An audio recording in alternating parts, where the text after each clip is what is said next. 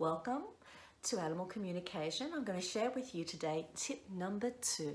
I'm really excited because if you've been practicing every day the swiping of your feet before you come into your home, or just that big rubbing of your hands and the big clap, power clap and breath, you'll have been decluttering your energetic debris, your stagnant energy that we collect every day.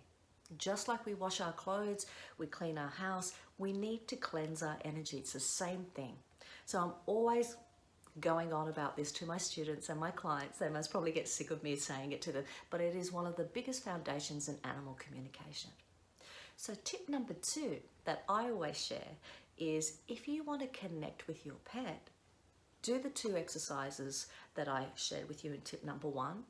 And then the next thing you do is you just sit in that space, breathe, and you imagine your pet in your mind. You imagine seeing their face really close up to you in detail. Now, you don't have to do this when your pet is around you. You can be at work, you can be out at play, you can be shopping, wherever. You can do this in the car before you drive. Please make sure the car is turned off. So what this does is if you've grounded yourself, power clap, remember?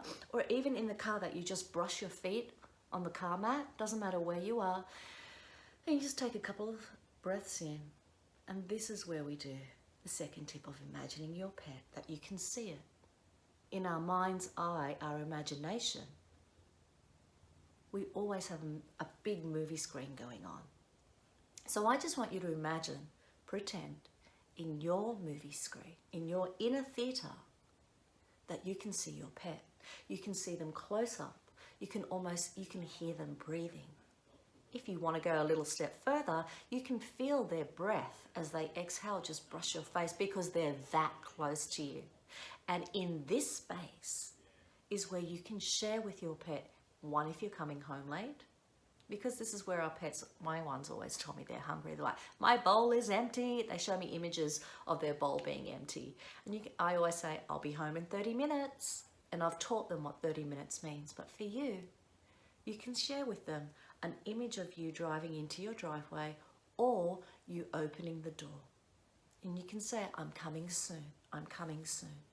If you want, it's during the day and you're not coming home till the evening, all you do is when the moon's up high, you imagine it in your movie screen, you're opening the door and it's nighttime. This is how you can connect and have a quick snippet of a communication with your pet. Thanks, guys. See you soon.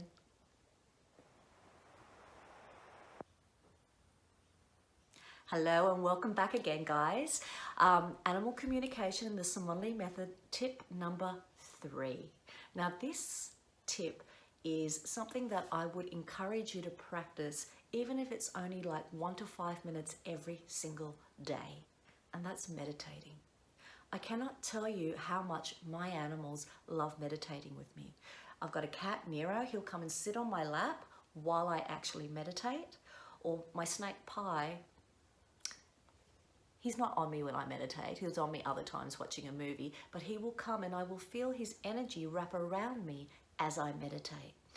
Now, meditation is another way to really clear your energy, but it's also a really good way to be able to connect with yourself. If we're wanting to connect with our pets, we need to be really familiar with our own energy, which is like knowing our own personality. Every one of us has a signature essence to our personality and a signature essence to our energy. Some people feel incredibly warm and inviting. Other people, a little bit frosty till you break that barrier down, and then once it's down, they welcome you in. And that is energy. A lot of the time, we're not aware of how others perceive our energy because we don't know what our own energy feels like. To do that, we go to step number 1, which is grounding. You might sit down and just swipe your feet on the ground, or you might do that laser power focus. Big clap, breath in. And you might want to just imagine your pet in your theatre, your inner theatre, in your mind's eye, their face up close. And let them know you're going to meditate, you're going to sit in this space, and you just say it in your mind really simply, like you'd be talking to a 5-year-old. And tell them you'd like them to join you. And here is where I would do a meditation. There are plenty of guided meditations or meditation apps that you can use. YouTube, you can purchase, download, you can purchase an app, as I said, and you can do short meditations. These meditations help, again, clear our energy, but also become familiar with the personality of our energy. And we can see if we're bristly, welcoming, not attached very often, or too attached. We get to find out more of our energetic streak.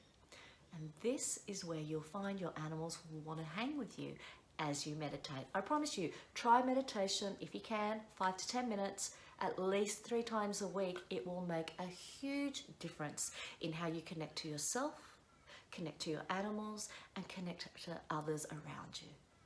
I would love to hear feedback on how you're going on your tips. As I said, this is tip number 3, so put your feedback down below. Thanks, guys.